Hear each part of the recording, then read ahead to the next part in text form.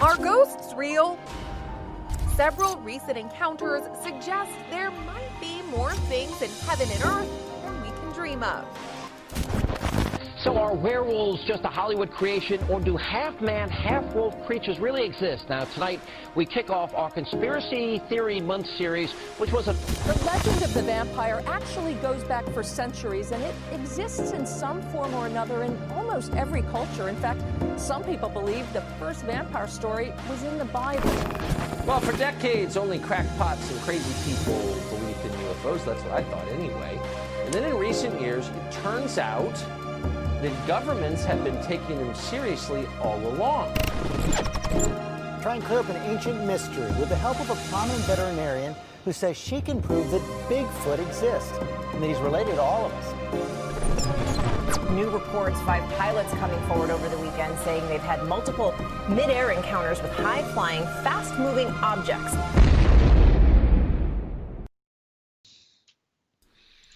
Good evening, ladies and gentlemen, and thank you for tuning in to another episode of Celestial Oddities Pair of Normal Guys podcast. I'm your host, Garrett Jagaman.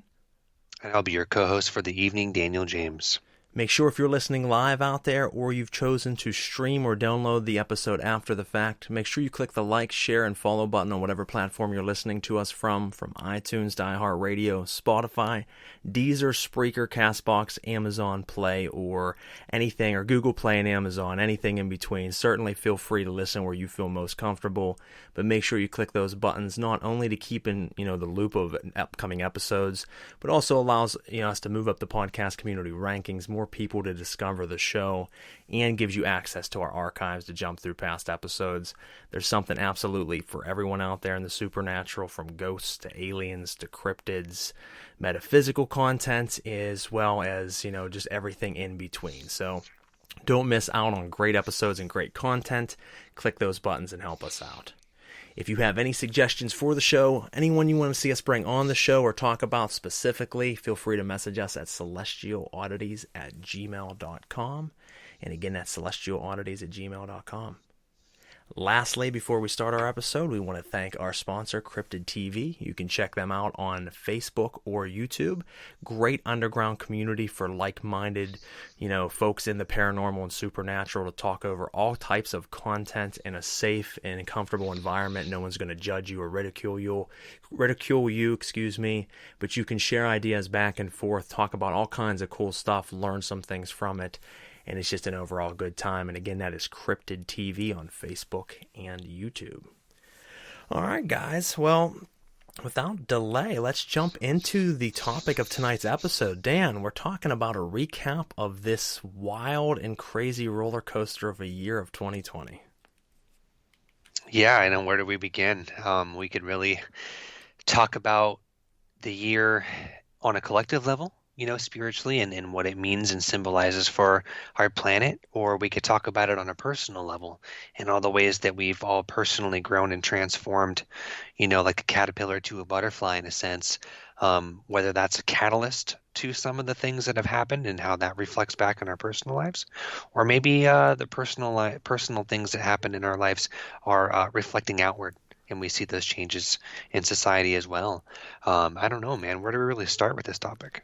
It's pretty crazy, man. It's starting out as a pretty normal average year. I mean, I was going to it with high hopes and a lot of energy, pretty excited for, what events, what things were going to happen through this year, what opportunities. And then it obviously took a very strange curveball with, a global pandemic hitting, with it just causing a lot of tension in all manners, not only personally in people's lives and financially, of how are they going to survive, are they going to be okay, can they afford to survive. On top of that, you have to worry about what's going on around the world around you, what's the environment like with people, are people going to snap, what's this going to cause to the communities and the businesses out there, to government, and there being an election in the process of this, and just everything in between. It seems like everything came to a crossroads. Yeah. This year in 2020, like full circle for many different areas of life. Yeah. So with the Black Lives Matter movement, with COVID-19, with the election, those are three major global sort of events or circumstances that we've all experienced and witnessed and have maybe been affected by in our own personal ways or community-driven ways. And I look at these things, I try to look at them from the vantage point of my higher self, my higher mind, which is my multi-dimensional self that exists outside of my body, outside of the matrix, outside of the 3D. And I try to have a little bit more of a less limiting perspective on those very sort of dense paradigms, those dense concepts that are so present in all of our lives. Do you know what I mean? Oh, absolutely. Right. And It's there. so what I said earlier about, things maybe being a catalyst, I think that speaking in terms of metaphysics, life isn't happening to you in terms of cause and effect and victimhood, but rather life is happening through you. And what that means is that we're not just neutral observers, but we're participants, and we're also part and parcel responsible for the things that we experience in our lives, even if they're seemingly outside of ourselves or seemingly unattached or seemingly something that we have nothing to do with. They're all, in a sense, part of our own unique subjective version of reality. And the reason why I'm saying that is because it can actually give you a more empowering stance on some of these things that we go through in our lives, or just this year specifically, that might feel really limiting and might make us slip into victimhood. We can sort of look at them from another perspective and be like, okay, well, what does this particular symbol in my reality mean for me? And how is it directly affecting my life? And in what ways can I use this as a tool to sort of maybe usher me in a certain direction? So what do I mean by saying that?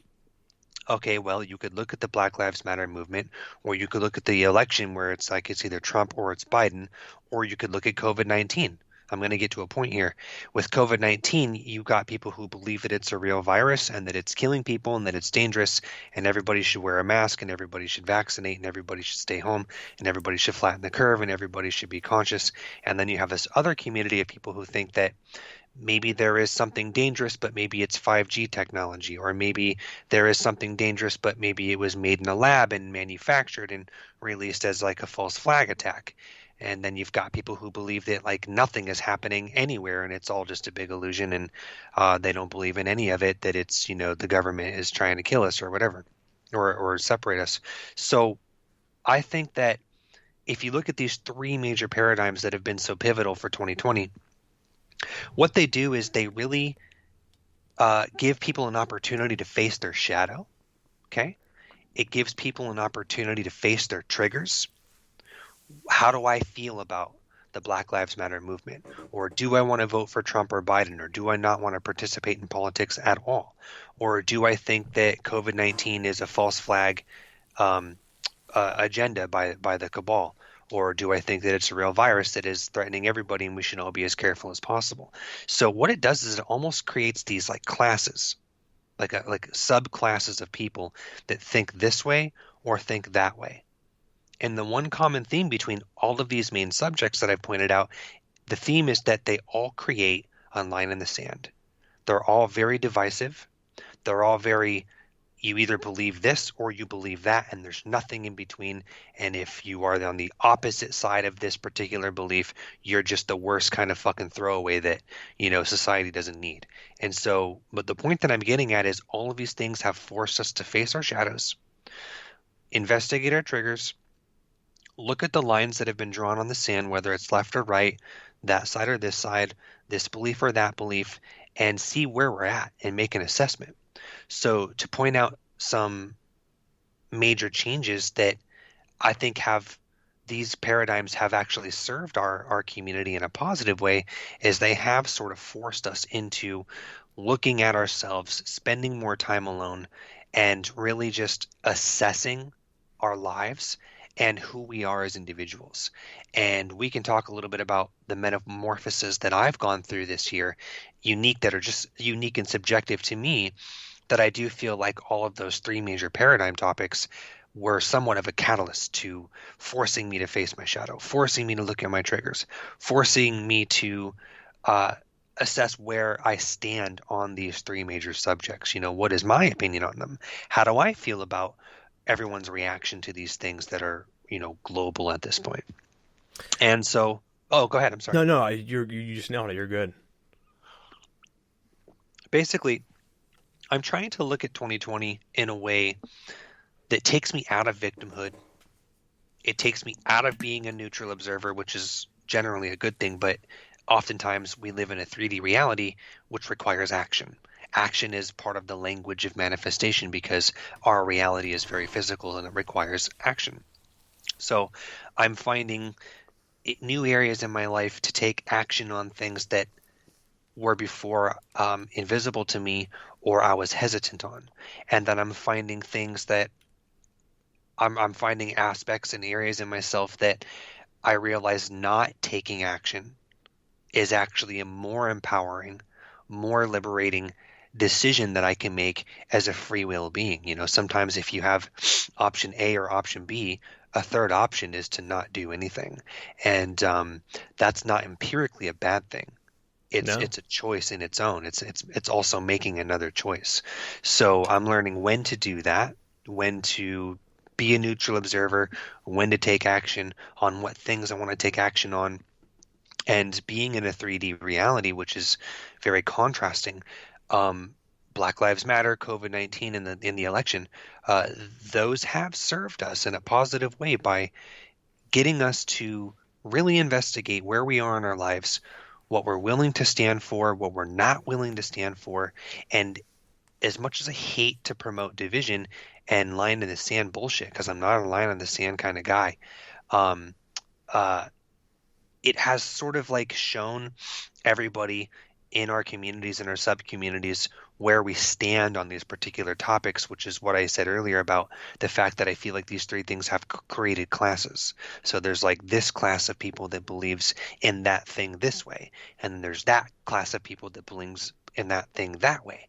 And so it is divisive, but in a sense, it's directed us into finding our tribe and finding our communities that we resonate with and finding where our true beliefs about these things really lie, and then being able to explore and investigate those in whatever way is most relevant to each of us. Because I know that being in the 3D paradigm, it's very immersive and it feels very real. But in a sense, this is very our physical reality is more like a game than anything from a higher dimensional perspective, and you really can't make a wrong turn. You really can't make a wrong choice, because from that higher perspective, all truths are true, and there is no failure and there is no success. We're all just kind of trying to figure it out. We're all trying to find our footing and stand in our power, whatever that means for us. And I personally want to give people an opportunity to have their voice and to have their opinions and feel how they feel about COVID-19 and Black Lives Matter and the election, because I think it's all relevant. I think it's all valid. And you know what really fucking sucks, dude, is that what I just said oftentimes triggers people just because I don't identify with a very specific and succinct belief. And people get angry at me for not choosing a side and being like, where do you stand on this thing? What are your morals? You know, where's your backbone? What's your opinion? People want you to have that so that they can class you. And I think in some respects, being classified and grouped into a type of person based on the way you react to these things, it can serve us well, but it can also just divide us further and be more destructive and more toxic. So I sort of like, I'm like water, dude. I'm not anchored in any particular belief. I'm not siding with any particular faction or class of people. I'm not an activist at the same time. I know what my beliefs are, and I walk the talk in my own way in my own life. So, well, we could really look at this year as being like, oh my God, I can't wait till it's over. This has been the worst year in history. But like at the same time, if you own it and say, okay, this happened and this is where we are now. Where do we go from here? I've changed a lot. And I feel like a more empowered person by having gone through some of these dark night of the soul types of experiences where I had some really dark, depressed nights throughout these whole experiences. And I've had all of my own personal challenges and my struggles and the dark nights of the souls as a result, as a catalyst of all these things. And I'm grateful. in a weird way, in a dark way. I'm grateful for having faced my shadow and done some shadow work over the last 9 months that I probably would have not done under different circumstances. So I'm a different person. I'm changed. I love who I am right now.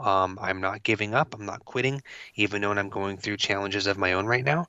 And I think that now that I've broached the point of rambling, I'm actually going to turn the mic over to you No, you're and good, see how man. you feel. I'm No. riffing here a little bit, but like, I want to be open to all perspectives right now, and I want to, as a free will being, I want to have the right and the option to change my mind and my opinion of these subjects any given moment. And I think that anybody who wants to experience a lot more freedom in their belief structures should be a little bit more malleable with their beliefs about these things and allow them to change, because I can tell you guys, I was very anchored in a lot of my truths, and I was very convict in a lot of my beliefs at the beginning of the year, and tried and true sources of information that I would go to, I don't go to anymore, or I had take with a grain of salt now. And for me, as somebody who studies and trains constantly, that's a big thing, to learn to let go of certain trusted sources of information as somebody who studies constantly. That's just one example of the ways that I'm allowing myself to be more fluid with my beliefs, with my perspectives, and with the actions I take. Well, I think you nailed it. I mean, it has been a year for a lot of transmutation of whatever. We're faced with these struggles. We're faced with a lot of decisions. We're classified into many groups because of our beliefs, because there is those subjects, and each one has an opposite polarized side. I mean, you're either far left, far right. A lot of these things that are happening, you're not really allowed to be in the middle. Or if you are on the other side of the other team, you are the enemy. So unlike the past, I mean, it's always been a problem when you have someone that doesn't believe what you believe. But I feel like now with the pushing and propaganda of internet and radio and marketing and television, that they can really fuel and stoke that fire to cause that wedge in between people. So there is a lot of direction and guiding in one way or another. Doesn't matter which side you on, they're steering the herd certain ways. Maybe they're just scaring you from both angles just to rile you up a little bit. Because the thing is, when you want to hit the reset button, there's no way of just flashing and starting all over again. Right. You scramble the pieces and a new puzzle forms. And that's what happens, with situations like this on a global scale, political scale, religious scale, and then in an interpersonal scale. And it does cause you to have to face your soul, face your feelings, face your thoughts and desires, what's going on, how are you going to survive, all these things. They just rush through your head. Right. And you face them, and some people it's crushed. Some people it is thrown to the wayside, and they're having a really hard time right now. Some people won't make it through it. Some people will. Some people come out better than ever. It is a scrambling of the pieces, like I said, and it's up to the person to try to take whatever storyline they're given, and not all of them are as fortunate as others, but take that storyline and run with it, and how do you adapt to it? It is the reset button. Because now you're figuring out new ways of life. You owned a business, and now you don't because your business went belly up. Right. Or you were just making it paycheck to paycheck, and now everything fell behind. You're out of a job. You can't afford the rent, and now you're getting evicted. Right. Or you're just surviving, and you're paycheck to paycheck. You're barely making it. You're running until you can't think anymore because you're working all day long taking care of the family, and then you're right to bed, right back up and doing it again, just to try to survive because you're not making enough money. There's a lot of things going on. And a lot of people are talking about the bad end and the sorrow of it. And that is true. That's happening, and it is a shame. But there is a lot of interpersonal look inside yourself. What do I need to reflect on? What do I need to let go? And then what do I need to move forward?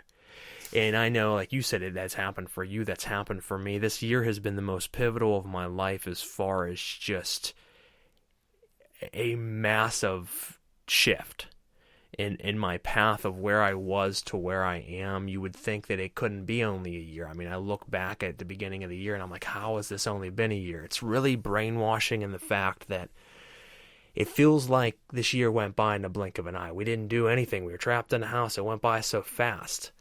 But then you start thinking about things like that, like, okay, I owned a company at the beginning of the year. I let go of my company. I retired from music. I started pushing more of my occult side and studies. I started diving more into my other radio shows and this radio show, my paranormal team. And you start to think of all the events that happened, and you fast forward through all that. And then you're like, well, holy shit, that all happened this year? So then you start to think, well, maybe it was a long year. But you don't know. It seems like it went by in a blink. At the same time, it seems long. You start to feel just kind of almost like hypnotized by it. Right. It's definitely messed with our inner skills, our inner mind, on a lot of avenues. So it's interesting. Like I said, for me, I know personally it has led to a lot of growth. That's a good word. Growth, absolutely. I mean, I feel like I literally murdered the man that I was and left a few little pieces of him, a few small little scraps of him, and then somehow, like, I'm him, but I'm not him. You know what I mean? Like, I know you asked me to help fucking bury the guy. I was there. Yeah, I mean, it's crazy. He's gone. He has been buried personality-wise, belief, how I do things, whole other company, started, one let go. I mean, it's hard to believe that could happen in a matter of 10 months, but it has. It's like, holy shit. Okay. And I don't feel like that person. Like, something weird happened this year where it was almost like I cut a chunk of me off and threw that away, the bad side. Not only say the bad side, but the side that I didn't want to carry with me. You know what I mean? Like the dead weight of things and decisions that you want to let go, but you can't, because this is me. How do you let go of that part that defines you? So you just sometimes have to do it cold turkey, and it can be a wild ride, but it can lead to such transformation. And for me personally, it has. And it's been a busy year, even despite everything going on. I mean, we put out 14 episodes this year of this show. Yeah. Worked on several projects, did some events. We got some upcoming news for these folks here in a little while. I mean, it's been pretty pivotal. Growth. That's the key word, man. You know, a lot of old aspects of myself that I identified with, I've healed, you know, or I've released. And we've talked about this in person many times about how some of our pursuits, this was a powerful conversation you and I had a while back, that some of our pursuits and our endeavors, they actually almost turn into their own entity. They have a personality, and they have desires and wants and needs, and it's almost like our pursuits, we become our pursuits. And yes. We oftentimes get lost in these endeavors, or these maybe surface levels or more ego-driven desires that we have that become their own identity, and we lose sight of that. It becomes invisible to us, that we're almost entranced in these things that take over a whole part of our life, or become an aspect of ourselves that maybe doesn't even serve us in a positive way anymore. But you can't see that because your ego is so invested in a particular outcome, or this thing going the way that we have been trying to get it to go for so many years, that, you know, like I said, it becomes an entity that almost controls you. And I know that you slayed that shadow, you slayed that monster and released it. And I've done the same for myself in a couple respects. In a lot of the ways, I feel lighter, I feel more sovereign, I feel more free will. And in other ways, you know, I'm deeply saddened by the aspects of myself that I had to cut loose and heal and resolve, because I identified with them for so long as being part of my character and my persona, that I wasn't really fully ready to let them go. But oftentimes the universe, you know, however you want to say that, will send you a catalyst that will force you to face the fact that this thing is no longer serving you. It's no longer helping you in a positive way. You're not growing in a positive way. It's stifling you or limiting you, or there are glass walls and glass ceilings that you can't see that are actually hindering your progress by actually chasing things that are keeping you going in a circle and not really progressing. Exactly. So I mean, I healed in a lot of ways this year, which I equate to collective healing, collective shadow work that's happening with COVID-19 and with the election and with Black Lives Matter and whatever else happened this year that was, you know, global, affected everybody in a global way. I think that they're triggers. I think that they're catalysts to shadow work, and I am no further above or beneath anybody susceptible to those same triggers and same catalysts. I'm just a little bit more conscious of them and taking advantage of the opportunity that I have to soul search, and grow. It's like mental and spiritual pressure points almost, those triggers. They affect you and hit you in different areas that cause different changes in you and around you, and you to think different. And like you said, slaying that piece of you, and it's hard to let go sometimes, but sometimes that's the only way to do it. I mean, and you hear these things, you don't really get it until you do it yourself, and then you're like, okay, wow, I defined myself for 20 years as these things, and it's like, what, I've been wanting a change, and I keep trying small steps, and it's not getting me there because you stay in the same trap. Yeah. I explained this to someone on a post recently that we are all vibration, and we've talked about this on the show before, and I wanted you to think of it as a radio channel. I mean, you are at that radio channel and you're operating at that exact frequency. Doesn't mean you can't go to another frequency, but you got to really push the energy and lift that frequency higher or lower to get there. And a lot of times, if you don't push hard enough, you get pulled right back to your frequency. And I think that's where a lot of people stay at, and you have to push past that. If you start reaching the other frequencies, you start changing and allowing other things to happen. But a lot of people, I think, for this year, it kept them in that. But it was an opportunity to kind of launch yourself a little bit further up the scale. Mm-hmm. Yep. And if the more conscious you are and the more present you stay, it becomes easier to see that these are opportunities that we can take advantage of. Less, negative things that have caused a lot of pain and suffering. So it's all perspective, really. It really is. Well, that's certainly one big thing we wanted to talk about tonight, guys, was obviously the chaos of what's been going on around the world, feelings and struggles that people are going through, a little bit about our, struggles that we've overcome, and some of the things that have been happening with us as far as that goes. So it's been certainly a wild ride so far, but what we're grabbing on, because as Dan said, any opportunity is the reality you're supposed to be in. I mean, there's a million realities, and you're living this one, so grab a hold and ride it out. You know what I mean? It's not always going to be desirable. There's going to be times you don't like, but those times you don't like are lessons for other times in life. Every single moment is a lesson. Yep, and there's power in paradox.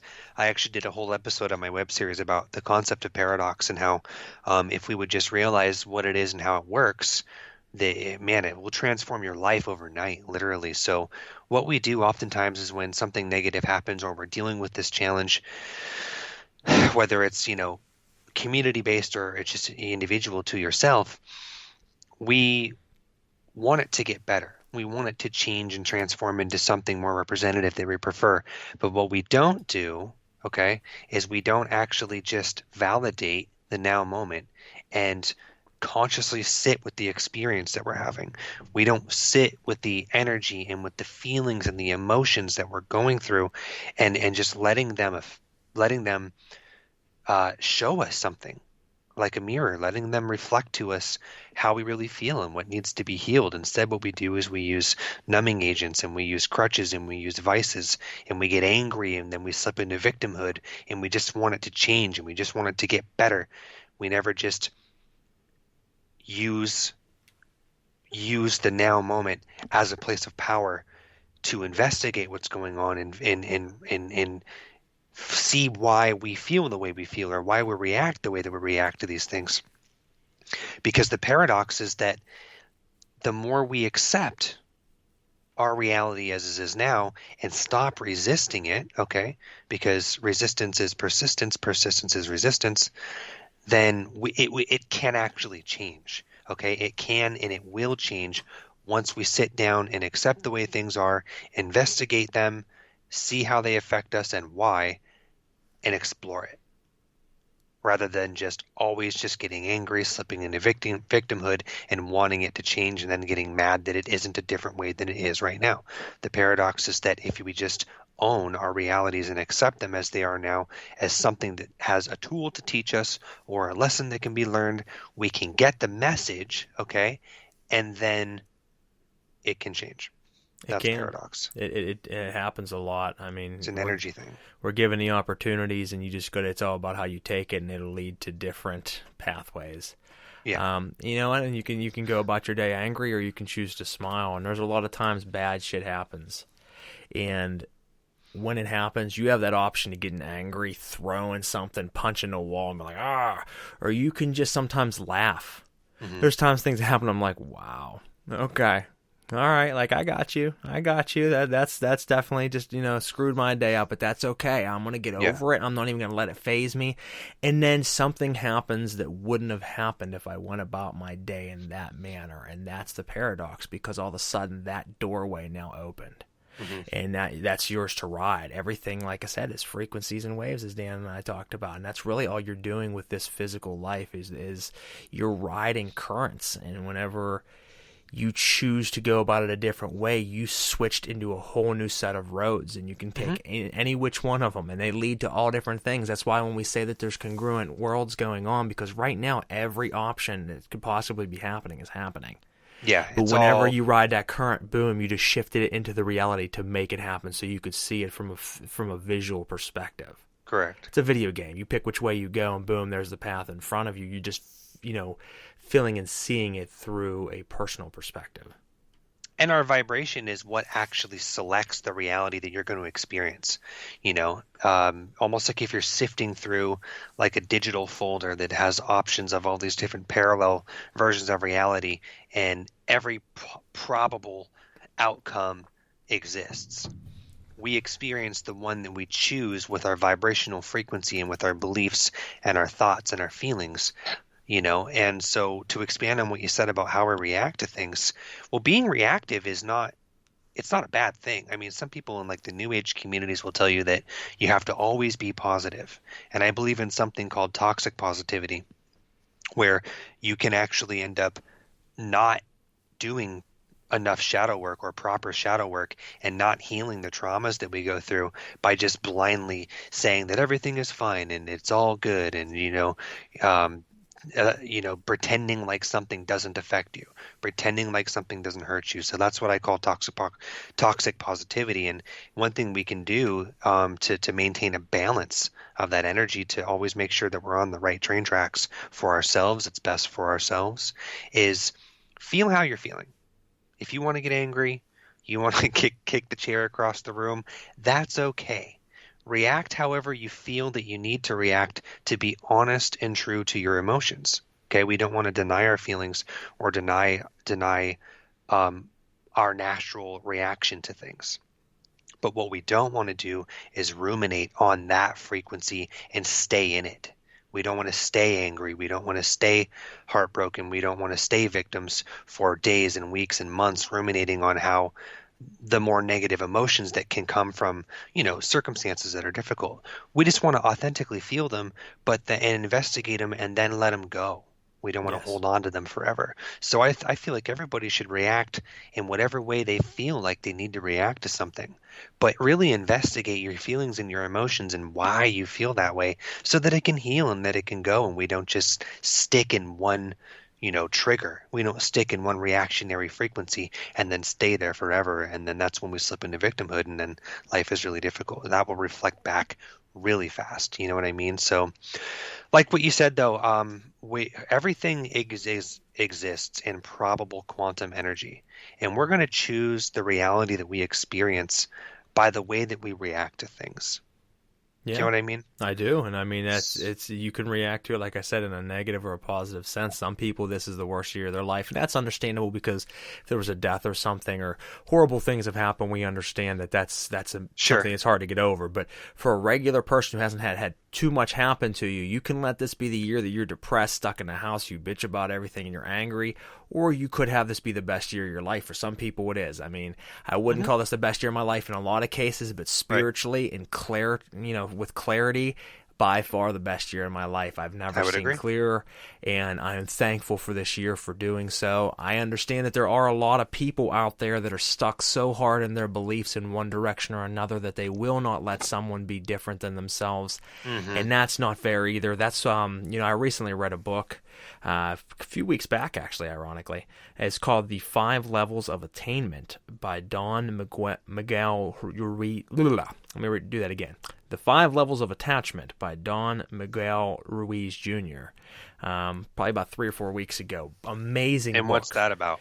Talks about the levels of attachment that people form to their opinions and to their their beliefs, to the point of the 5 different levels of attachment to that belief, from just regular to someone who's a fanatic in their belief, and it's amazing how he explains it. And first he starts out the book talking about how this reality is formulated and is a structure of simply yeses and nos. Okay. And I love it. He talks about from the time you were born, everything has been a yes or a no. And those yeses and nos form the structure of your belief system, of what you know, what you don't know, what you like, what you don't like. Everything in this reality has become visible, has become here, and become reality because of yeses and nos.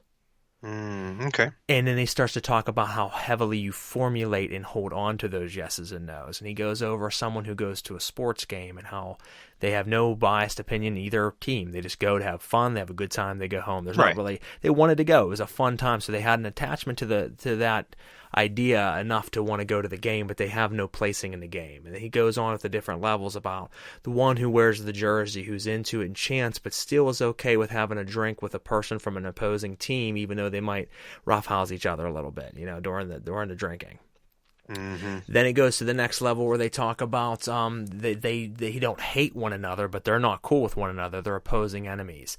Then it goes into the person who's so dire into their team that there is no one else outside their team. Everyone that they talk and associate with must believe what they believe, must wear the jerseys, must go to the games, must be a part of that, or they can't be in this person's life. There is nothing outside of that.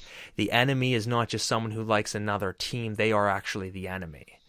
And it talks about how some people even snap because of that and have taken lives of other people, even after sports games, ironically, where he says one guy, their team lost the championship, and he drove his van into a crowd full of people and killed like 14 people. Just for wearing jerseys of another team. So it starts going over the levels of attachment, and it's amazing. He talks about the process of detaching. I can't talk tonight. From these belief structures and these systems, and going back to a regular person, letting go of the heavy weight that bears on one's soul, mind, and body.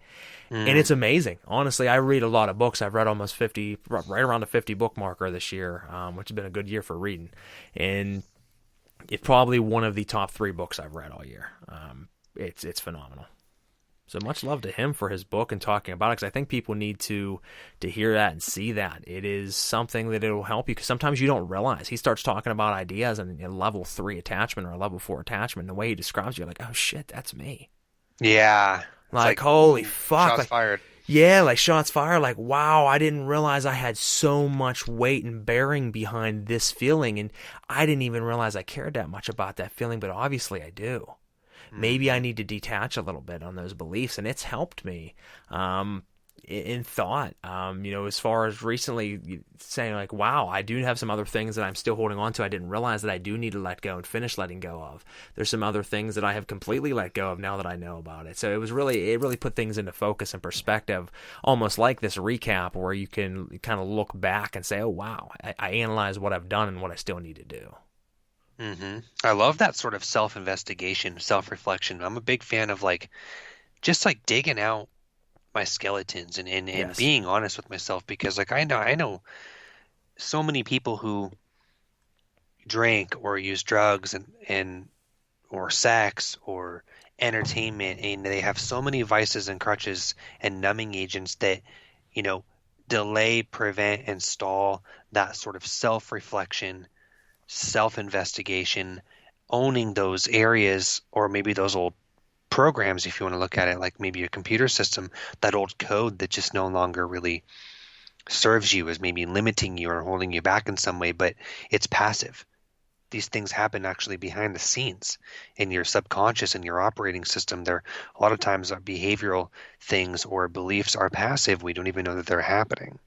True. And so books like that sounds like it's helping you reflect and self-investigate in areas that, needed to have some light shed on them. They do. It was like a spotlight blasting you. No way to hide. Everyone sees you now, and you're like, well, shit. But it was amazing. Honestly, like I said, it is a phenomenal piece of work. I suggest everyone checking out. It'll help you do some self-reflection. Now, before we go any further on that, we should probably jump to our second of 3 topics I wanted to talk about tonight. So we kind of recapped on the overall feel of the year.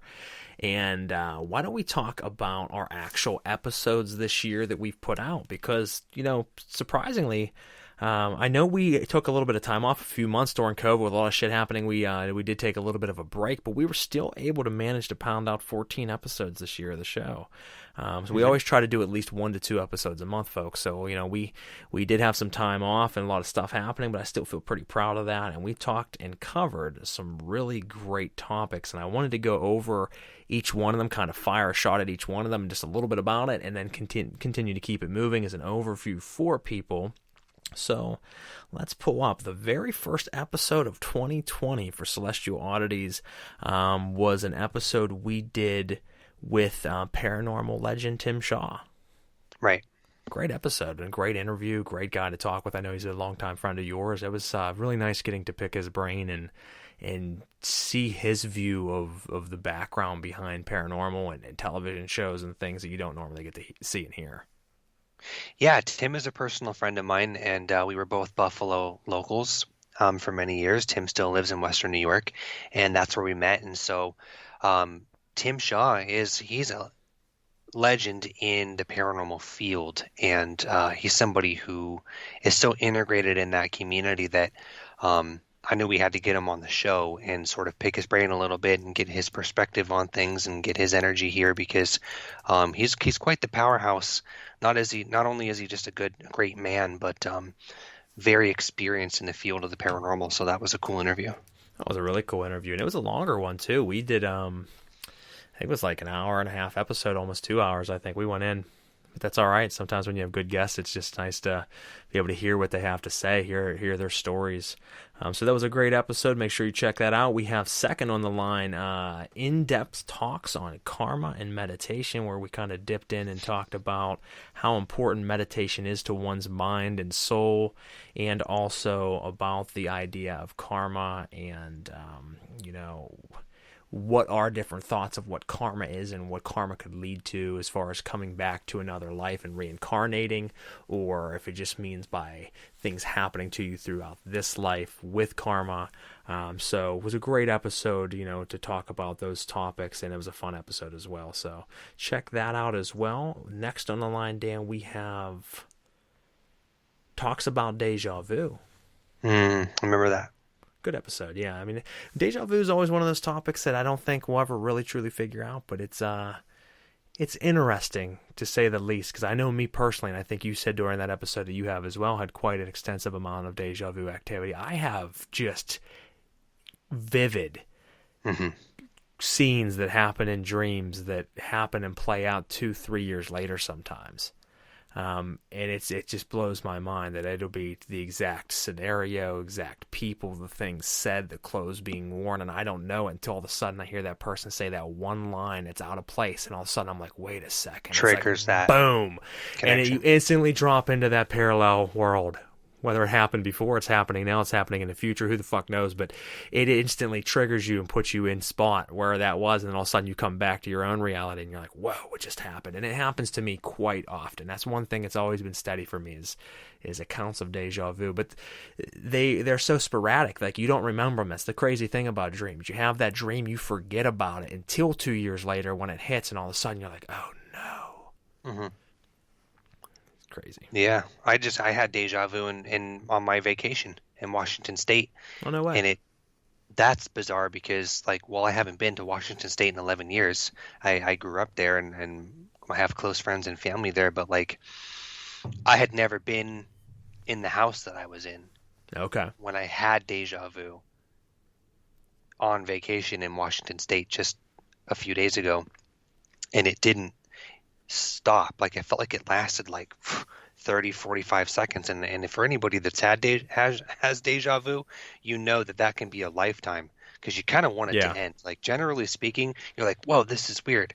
Oh, it's kind of cool too, but like, okay, what's going on? What does this mean? Get me out of it. But then you're over it real fast, because it doesn't feel good if it keeps going. You know, your reality starts to slip. And so that happened to me not even a week ago in Washington State, which was very cool.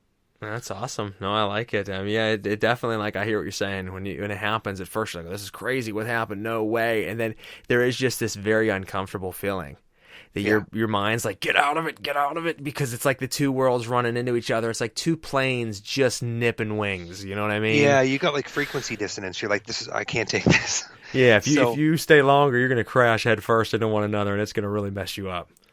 Yeah, if you guys have had deja vu, go listen to that episode where we investigate what our theories of it are. Absolutely. And then next on the list I did an interview with director Chris Wax out of California, and he put out a alien horror movie called Case 347. And was actually a very good movie. I liked it. It was about alien abduction and alien sightings. They had some very original and interesting ideas and concepts during the movie that I haven't seen in other alien movies portrayed. So I'm like, okay, I like the originality here.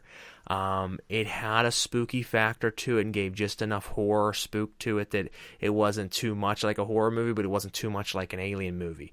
It really did a nice blend of it. Plus it, mixed in the black-eyed children, which I loved. So that was really cool to see. As the UFOs were being seen, the other paranormal and cryptid activity happening in the area that people were experiencing with these sightings. So much love to Chris Wax for not only making the movie, but for coming on the show and letting us, interview him on Celestial Oddities. We had a great time. Right on. What do we have next? Oh, the next one we have is, I did 2 back-to-back interviews. I did an interview with another guy named Garrett, ironically. And I forget what country he was in. It was in Singapore or somewhere else pretty far away, obviously. And he went over with me pre-episode a 40-minute, yoga / exercise breathing technique visualization called the Radical Undoing Process. And let me tell you guys, it was mind-blowing. Some of the stuff he had me doing was very difficult whenever he was first showing me these exercises and these crazy stretches and some drop techniques where you do a certain stand and then you drop all your body weight as if you're a wet noodle down to your knees, and you have to release the breath at a certain time, then stand up and breathe in. And like the way he had me doing this, it was very interesting. I've never seen anything like it. And I did this for about 40 minutes prior to the show, and that's the way he wanted it set up. He says, I would love to come on your show, but I want to do this exercise with you. I normally charge for this course. He says, I'm going to give you a breakdown, rundown of it. We're going to experience it together, he says, and then we're going to go straight into an episode. So we can talk about your experiences during the episode fresh as it's happening. Mm-hmm. And it was really cool to do that because, honestly, I was having, like, third eye activation, crazy meditation visuals and feelings, and as soon as we were done, he's like, all right, let's go live, and I clicked the live button. So it was pretty neat. You can check that out. Fascinating stretches. It really got me in touch with my inner self. I think that was actually one of the biggest things at the beginning of the year, is that's what it's supposed to do. The undoing ritual was supposed to release all floodgates and blockages in your life, and I did that right at the beginning of the year. If you look at the date of the release of that episode, what was that? That was... Let me see here. There's a reason I'm bringing this up.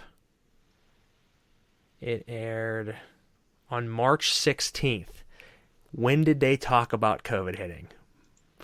Like March 11th, March 15th, somewhere around there. So it was right around that same time period that it was weird. I did this ritual, not even call it a ritual, but like the stretching and this yoga exercise that unleashed these blockages, and then the next 9 months were just like, holy shit, roller coaster ride. But everything changed during that time. And when I went outside after that episode, I looked at the world like I'd never seen it before. The trees, the birds, the skies. I was like, hello, bird. And it was just crazy. Like, everything seemed so clear. So for anybody listening out there, check that episode out. But also reach out and, certainly sign up to their program that they have. It's really amazing. His name's Garrett Duan, D-U-A-N.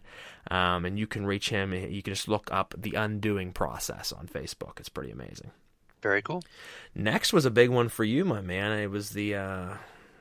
Well, actually, I'm skipping one. Let me jump back. I'm looking at the list. We'll get back to that in a second. We had the Black-Eyed Children. So we were just talking about the episode with Chris Wax and the Black-Eyed Children, but we did a great episode. Why don't you tell us a little bit about that one? The Black-Eyed Children? Yes. Right. So we were investigating the phenomenon of their appearances in social media and pop culture and in firsthand accounts, and trying to figure out, who are these beings? Is it a paranormal phenomenon? Is it something else? Under what circumstances are there sightings of them? So that was one of the more sort of investigative sort of paranormal conversations we had, which I enjoyed very much, trying to figure out, what the whole agenda is behind the Black-Eyed Children. Yeah, and I think we actually did a skit at the beginning of that, too. Yeah. We had some fun with it. We always try to do something different. But the next one was the one I was originally going to ask you about. This one was a little bit more near and dear to you. You went and gave us some very good information on the secret space program and super soldiers. Yeah, the SSP. It's still an ongoing study of mine. I think it's something that's a real program that exists behind the scenes, a sort of shadowy sort of force of very, very advanced technology in terms of, genetics and DNA manipulation, nanotech, advanced, sort of interstellar capabilities in terms of technology. And I was explaining to people everything that I'd learned about the secret space program and super soldiers, which goes a lot deeper than anything you can really find on like Gaia TV or from Corey Good or anything like that, where, we go a lot deeper into the technical aspect of what a super soldier is and what I understand about this secret space program, and how that also reflects in mainstream media and entertainment in ways that those programs are actually disclosed right before our very eyes in terms of television and movies. So that's a cool episode. I was a big fan of that one. No, absolutely. It was very informative. We talked about a lot of different angles of that, which I liked. We did that with most of our episodes, folks. I mean, we're always taking on different topics, different ideas, and we jump into it from multiple avenues of thought. So 1 minute we might be talking from the perspective of this belief, and then another one. Don't always think that by what we're saying is exactly our beliefs. We're talking about it from different perspectives to believe in, but we certainly have our own. So that's something always to keep in mind. We try to mix it up. We just like to touch on concepts and share as many different perspectives and ways to look at things as possible to give people a more broad spectrum scope of reference. Like, sure, we have our own beliefs and opinions, but here's everything we can sort of conceive that, about this topic. Absolutely, and we did that with the following episode, which is when we talked about scrying. We talked about Ouija, black mirrors, all kinds of fun different divination tools to be able to talk with spirits and the dead, and I talked about my experience with ritual scrying and using mirrors. You can do, scrying with flames. You can do a lot of different things during a ritual or even without ritual. A lot of times people will use these things during paranormal investigations or just have happenings happen with a mirror randomly and things of that nature because they are ways of opening portals. And we talk about that episode and the different ways of contact using those devices. The following episode was one of the episodes, we didn't do many this year, of Oddworld, where I take on phone calls from around the world, talking to different listeners out there of their experiences with the paranormal, with aliens, with cryptids. And that call specifically was a fun one for me. It was hard to get the guest on, so she was a sweetheart. She recorded her whole conversation as a recording, and I'd have to like send her what questions we're going to be asking, how to explain it, and she did the recording, and we never actually talked to one another. It was all put together from her back and forth, me and her, because she was from Zimbabwe and the time difference, and we couldn't get the phone lines to work with one another. It was pretty interesting, though. I mean, the whole way across the world, she came on and told us an amazing story about voodoo and witch doctors in Africa and the different experiences over there using black magic, that she wasn't using it, that her family had suffered from sightings and visuals and terror from practitioners over there messing with her family, and things that she'd seen while living over there. She's still living over there, but things she'd seen while being over there. So very interesting, a lot different than our normal ghosts and aliens. I mean, to bring in the aspect of witch doctors and things is pretty cool. So check that out. Following episode, we talked about mermaids. Oh, right. Yeah, that was an interesting one. The mer people. Mer people. We talked about, I think we talked about the spears that were found in sharks that they pulled up that were made from coral reef that have been found that are phenomenal. If you haven't looked that up, folks, Google that. It's amazing. And you talked a little bit about underwater portals. Yeah, like portal systems that take people into pockets of other densities, other dimensions that exist underwater. We also talked about some of the more physical races like you and I that exist in different parts of the ocean and in caves and tunnel systems as well. That was pretty cool. I enjoyed that. Mermaids are always a weird topic, you know what I mean? Like when you start thinking about it, it's like something that's overlooked. Like people believe in aliens, they believe in ghosts, they believe in cryptids. You're like mermen or mermaids. They're like, come on, man. Yeah, man. But it's like, why wouldn't there be? Times. No, oceans are huge. Why wouldn't there be something in that? There's more ocean than there is land, so why wouldn't there be easily as many weird creatures and cryptids than we see on land? It's just funny that it's so often overlooked and discredited. Oh, it's just the most common. It's the most common smear campaign of any sort of cryptid or undiscovered species that we don't have anything in our medical books is because they are depicted in fictional ways through mainstream entertainment, which does something specific to the brain and to your belief system. It tells you that is so fantastic and whimsical in this TV show or this movie that it would never exist in my 3D reality. That's not something that I would ever bump into on my boat going, down the ocean on my vacation. So you just assume instantly that it's a work of fiction. These are all just fantasies and fairy tales. It's because of our entertainment. It's a shame because you know what else? They do that heavily with magic. They put out movies and all kinds of TV shows of displaying magic and everything. So when you say the term magic, it automatically makes you feel a certain way. First off, you'll often think of someone pulling like a rabbit out of a hat, but you're like, no, I mean like ceremonial magic. And they're like Harry Potter. And I'm like, no, not like Harry Potter.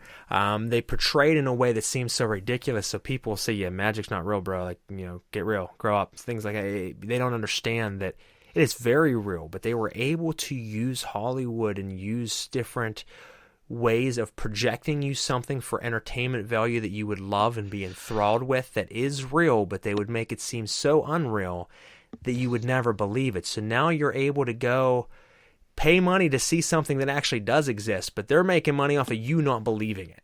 And it's ridiculous when you think about that. They can shove something that's true in your face as fantasy, and you'll gobble it up because it's fantasy. But it's not, and that's pretty crazy. So who knows? This is the way it goes, I guess.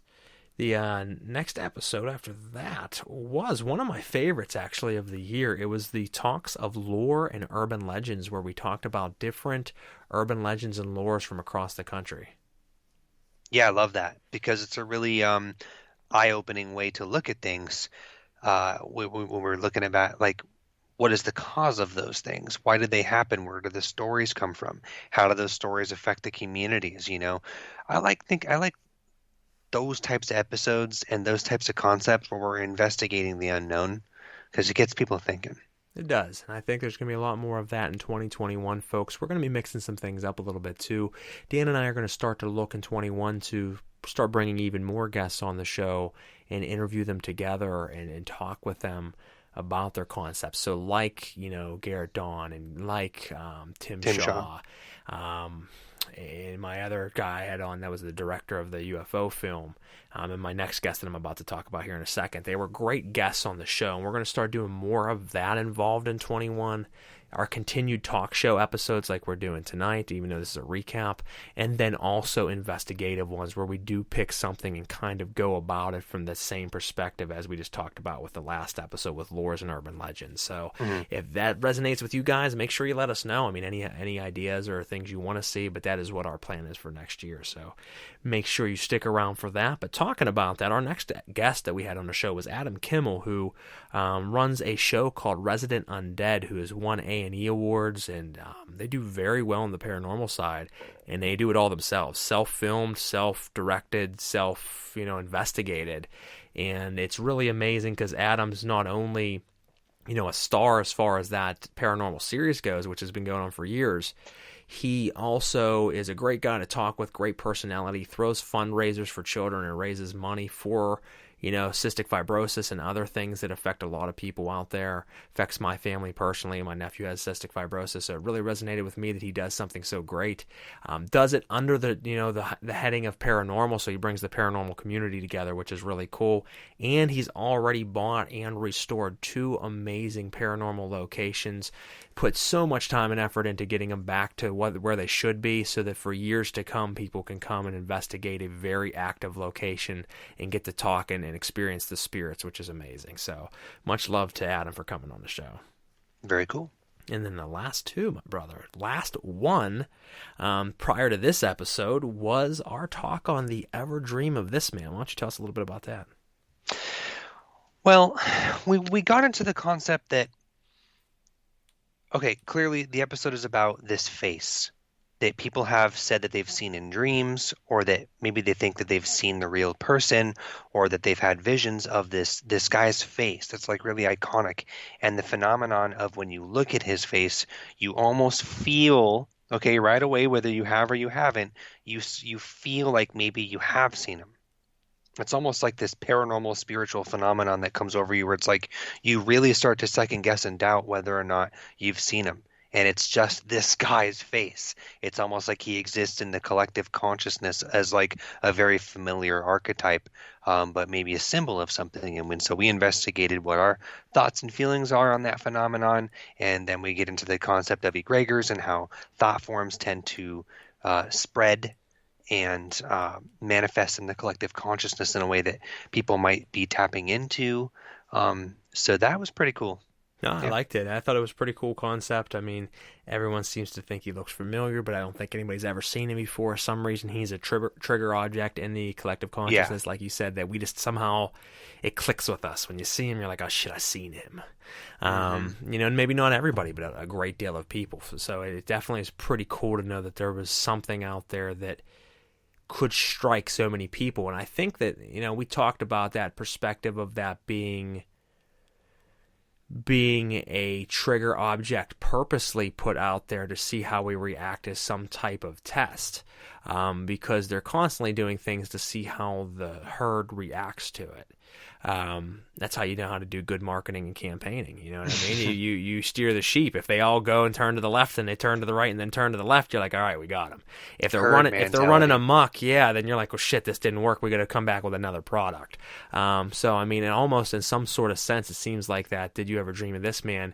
Maybe it was a natural occurring one, which does happen, but it was something that seemed to trigger and sway a lot of people into a certain feeling or belief. So interesting. Very cool concept. And that brings you to tonight's episode, a recap of the whole year. So if you were with us during all those episodes, folks, we do really appreciate it. It means so much to have you listening out there. But that is 14 episodes for the year of 2020, this being our last, but we do have many planned for you next year, and we will continue to give you 1 to 2 and hopefully 2 episodes each and every month, and continue to pump you great supernatural and paranormal content. And I think a good way of finishing out this episode, folks, is to let Dan tell you a little bit about our upcoming project that we're looking to release in February, and then we'll go ahead and wrap up for the evening. But we do want to thank you so much for all your love throughout 2020. So this is exciting. I am a filmmaker, and I am a videographer, so I pretty much produce video content full-time. And for my my company, the Moment Imaging, we have a series that we offer, which is a service actually, and it's called A Passion of Mine. And what we do is we'll take anybody with a hobby or a business or a product or a service, or just like I said, a hobby or a passion that they do for fun, and we do a mini documentary about it. And we sit down with these people and investigate what got them into this particular passion or this hobby or this business that they operate. And we really do a deep dive in exploring the story around that thing that means so much to them. Well, a big thing for myself and a close personal friend of mine, Caroline Lehan, who's from the West Coast, we're big into cryptozoology. And I know that in past episodes of Celestial Oddities, we've had whole episodes about a specific type of cryptid or, undiscovered species or being. And then we've also sort of touched on them in smaller episodes here and there, things like the Sasquatch and many other beings like that. So my friend Caroline and I, whenever we have discussions and we're talking, we always bring up the concept of whether it be mermaids or, the Jersey Devil or Bigfoot, anything like that. We're always talking about these beings. Well, she comes and she visits me from the West Coast quite often, and she stays at my place and we hang out. And we got off on starting to go to high traffic areas like Ohio, West Virginia, certain areas in Pittsburgh, that are hotspots for sightings of, cryptids and the unexplained. And we had a great experience. We had a lot of fun. And then we started watching documentaries and getting excited about it. And I decided to propose that we do an episode of A Passion of Mine from the Moment Imaging of our own on cryptozoology. So I got Caroline excited about it. And I got Lauren excited about it, who runs my company with me, and she's the filmmaker behind things. And then we got, of course, Garrett. Now, who else would I ask to be part of the documentary other than, my partner in the paranormal here, to see if, we could all sort of pull together and just do a couple days of going off into the world and going to high activity areas and make a documentary on in the investigating of, cryptids and cryptozoology. And so what we did was we got together and it was pretty much 2 days of filming and 1 night of filming. And 2 days, 2 nights of filming, where all 4 of us got together and we pretty much just went off into the world and went out into the woods and we made a documentary. And it was really cool the way that this thing came together. I think that it's very special. Okay.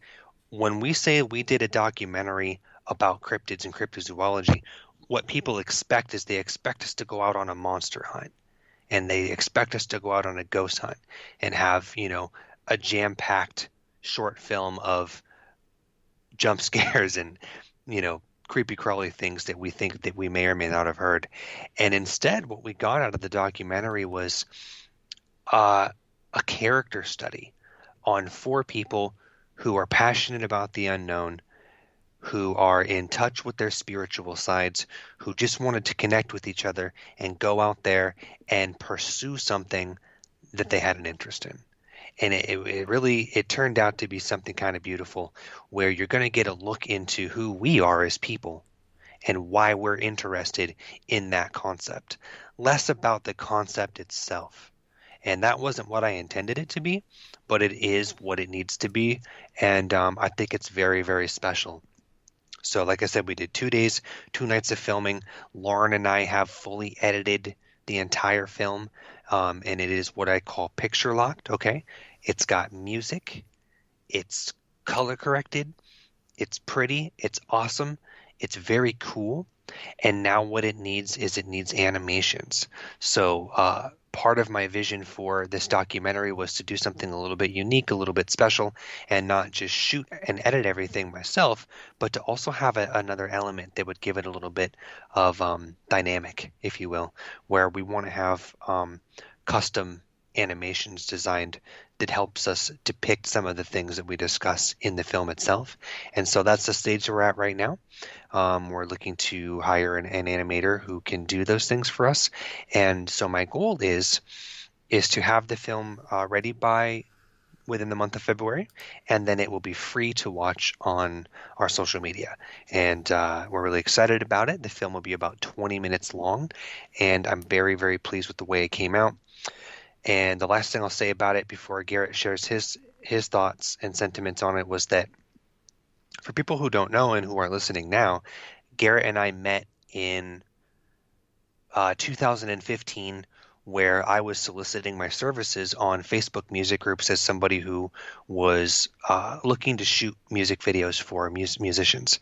And Garrett being, in the rap scene and making music and being quite the entrepreneur in that field, he was ready to take his music to the next level and start getting videos produced.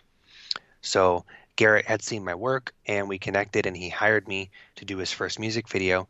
And then from there, I ended up doing countless music videos where he and I worked both creatively and artistically together as a team on bringing his sort of stories to life and his visions to life. But he was somebody who was like the ideal client to work for me, because he was the kind of guy where it's like, well, here's kind of an idea I have, or here's a concept I'd like to explore, but however you envision that, or whatever way you can use your skills to bring that to life is all up to you. And so Garrett gave me a lot of creative freedom in producing his short films and his music videos for him.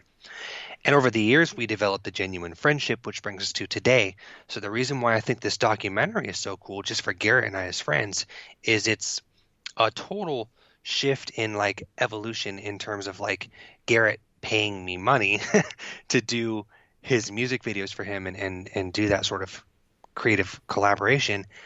Whereas now we were doing this particular project as a total team, and there was no money involved. It was just two friends who wanted to go out and make something as partners and creatives to express and explore an interest, which was new for us, but also very familiar because of how well we worked together artistically and creative in the past. It was just like a total marriage of like the music video and the short film thing we did for 5 years, culminating into like this collaborative documentary where we were just like a team. We were just like a partner, and we were both co-hosts of it. We were both in it. We were both the face of it.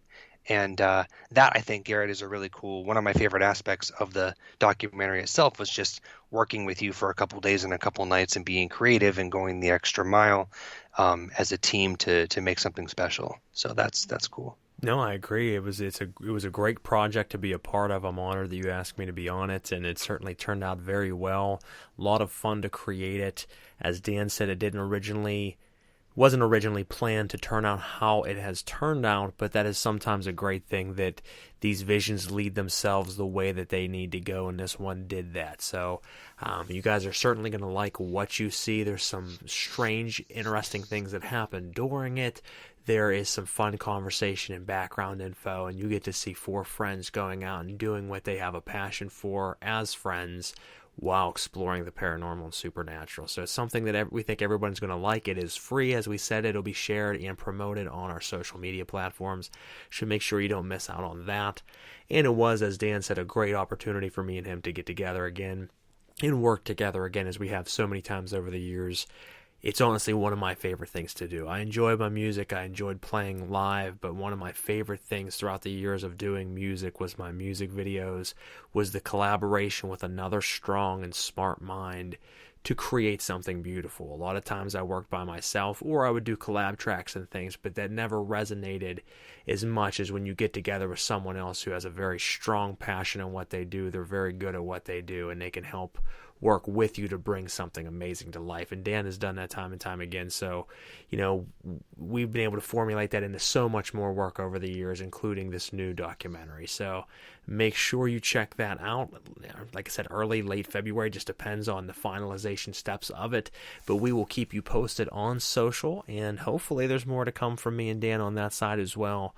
We're going to continue to give you great content one way or another, whether it's visual, whether it's audio on the radio, whether it's posts that we put out. We'll always keep you up to date on our thoughts, our ideas, our mission, and everything in between. So we appreciate everything throughout the year of 2020. If you have any ideas, suggestions, thoughts, feelings, anything like that, send us an email at Celestial celestialoddities@gmail.com. Again, that's celestialoddities@gmail.com, or hit us up at Celestial Oddities Paranormal Guys page on Facebook, or message Dan and I personally on Facebook. We are here to talk to you, here to interact with you. If you've had experiences, let us know and we'll bring you on the show. And look forward to everything that we got coming up in 2021. Dan, you have anything else to say, my brother? Just big love, everybody. Be easy out there. Be easy and kind to yourself. And thank you for listening. Absolutely. We'll catch you next time, guys. This is Celestial Oddities, Garrett and Dan. Take care.